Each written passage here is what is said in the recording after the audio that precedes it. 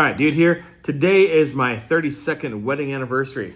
Woohoo! June 4th, 1994. That's when we were married. We tied the knot. We strapped on the old ball and chain. And this is the story of how I met Candace. That's right, everybody. It's another episode of Story Time with Dude. Or something like that. Anyway, all right. I remember I moved to Southern Utah. I was halfway through high school.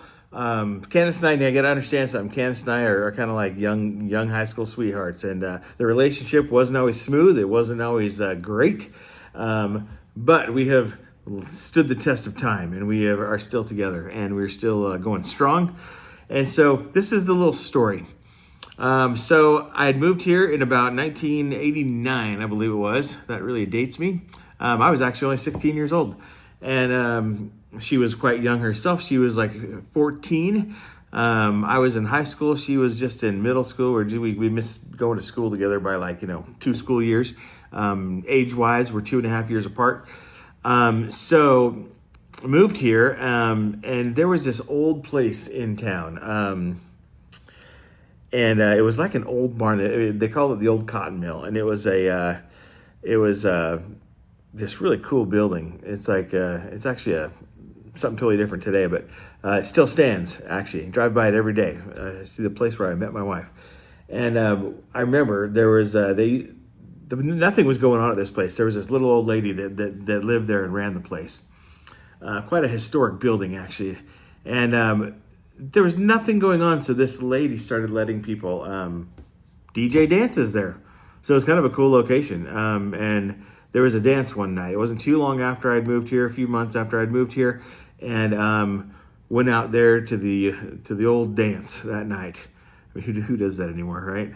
And it was more of a, it was a DJ dance, hip hop, alternative music, that kind of stuff.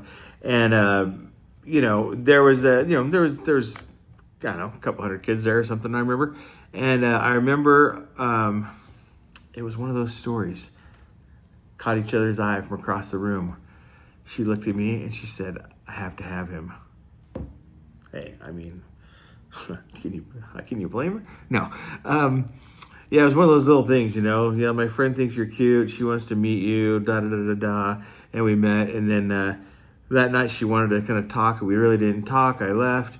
And I remember just thinking about it all week long. I mean, that girl was pretty cute, And the next week they had another one. So me and my friends, we went back. And that night I actually met her, danced with her. And, just from here on out, she thinks the story's different. I trust me, I tell it correctly. But I remember we walked outside and we're sitting on this little bench out in front of the dance. And the music's going in the background and everything. And it was like a total stupid, teenager conversation. So, what music do you like, And I remember being like, "So do you like Guns N' Roses?" And we talked for a while. We danced a little bit, and I remember because obviously we were teenagers. Her mom came and picked her up literally from the dance, and we ran out around the side of the building. And before we left that night, I kissed her, and she kissed me, and I was like, "It's over. I'm done." No, she was that easy. And then we dated kind of on and off throughout high school a little bit, and after high school a little bit. And then, this is a story, man. One summer, she actually decided, I'm kind of done with this guy. And rightfully so at the time. I probably wasn't being the best boyfriend. And, I probably wasn't suited to be a life partner by any means. And she dumped me. Oh, the pain and the heartache, Oh, right. She dumped me. And it was a hard summer. I remember I had some of the best times of my life that summer. Bonfires, skimming on the river, doing all these things with my friends, and I was singing for a band. Having a lot of good times, doing a lot of fun things, but also at the same time was miserable. And she had moved to Salt Lake. I was still down here in Southern Utah, and man, I remember hitting a low of lows. And not to go all spiritual on you or anything like that, but it's part of the story. So I remember one night just being like, man, how am I, nothing I could do was going to get her back, right? And I kind of realized at this point, I love her. I want to be with her. And so I remember doing what, people do, you kneel down in prayer and making a deal with God, I'm like, hey, come on, give me a chance and I'll do anything type thing. And I remember, you hear these stories of people flopping open their Bible or their scriptures, and you flop them open, and right there on the page, verse 13 jumped out at me, and I read it, and it was like, bong, and there's the answer to all my life's problems. And so I tried that a couple times, and I read the thing I pointed to, and I'm like, that doesn't do much for me. And I read the entire page. I was like, that didn't do much for me either. I'm not getting the answer I'm looking for here, Chief. And then I remember literally just kind of pouring my heart out. And I said, you know what, God, I said, if you give me another chance, I'll do anything I can do to be the best man I can be and to bring her back home. And so naturally, the way miracles work, I woke up the next day and there she was, right? No, not at all. Matter of fact, she didn't talk to me for a few more months. So I was like, well, that didn't work. And I started moving on with life. And we were both in college by this point. And, I started moving on in life. I started dating another girl, and I was having a good time. And lo and behold, one night out of the blue, literally, Candace just called me on the phone one day, and she's like, hey, like, what's going on? You want to see me? And I was like, sure. And I went and met her. And literally, I think we hugged, we kissed that night, and it was literally like, that was it. Like, I knew, she knew. We were probably proposed or, talking about marriage a couple weeks after that. And literally 6 months later or something, we're married.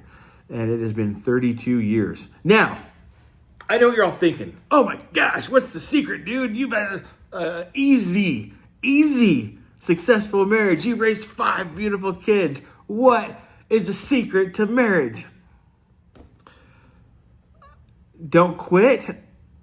I don't know. You know what I mean? Like, it has not been easy. Relationships are not easy. I read a quote one time that, talked about how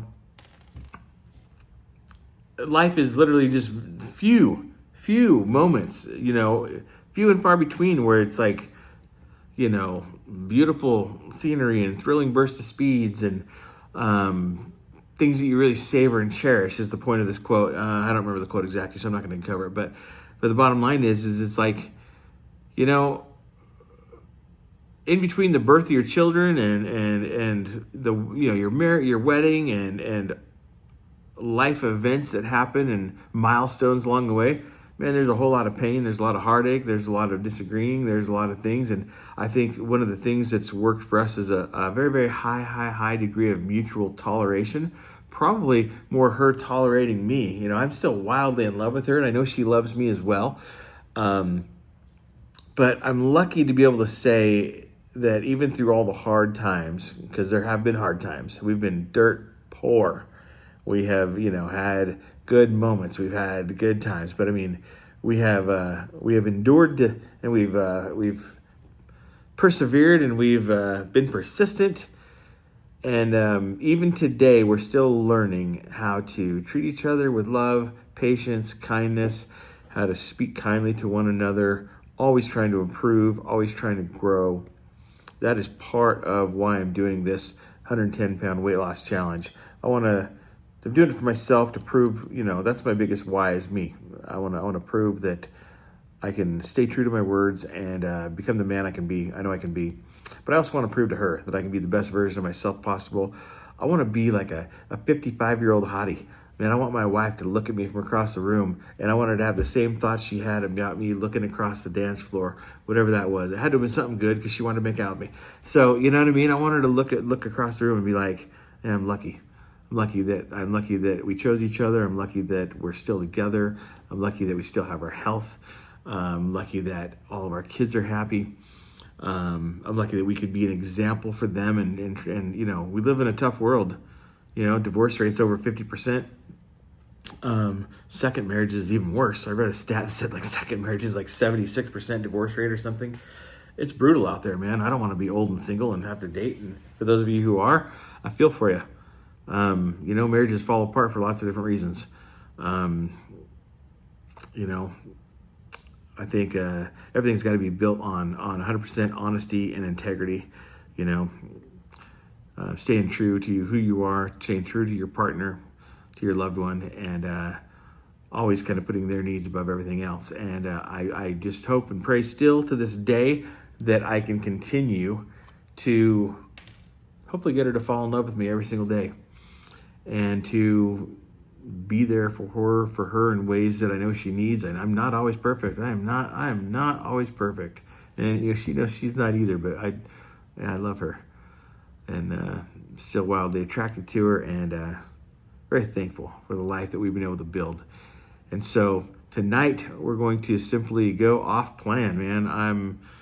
I came home from work a little bit early so I could shoot the video, go shower up and everything, get ready for our little date night tonight. It's a Thursday night, so nothing too spectacular. We're going to go out and enjoy some Thai food and some sushi, and then go to the Michael Jackson flick and probably be home pretty early, and call it a night, and enjoy checking off another year on the old calendar. And I told her last night, I said, we're actually closer to our 50th anniversary now. Then we're over halfway. And 18 years, it'll be 50. Can you believe that? That's crazy. So, new goal. I got to live and be healthy. I want to be that hot and sexy 55-year-old guy that my wife finds irresistible, and want to make the best of our life, what we have left of it, Hopefully we're not in the twilight of our life, but we're definitely over the hump. So anyway, appreciate you guys. Appreciate your love and support. Thanks for showing up to all my little life events. And this was the story about how I met Candace. So now you know. Longtime sweethearts, young sweethearts, but rocky relationship, on and off again, on and off again, on and off again, then off again for several months, and then bam, finally back together and figuring it out, and spent the last 32 years growing old together. So love you, babe. Appreciate you. Don't know if she'll even see this. She's not a daily watcher. I mean, what the heck? But she's a daily supporter, and I love her, and I thank her for always being there for me and always supporting me. And doing it every single day. We're going to hit those goals, and we're going to keep on rocking and rolling. And leave a comment down below. What's the longest relationship you ever had, and what's your secret? What life lessons has relationships taught you in life? And we'll talk about it, and I'll see you tomorrow, dude.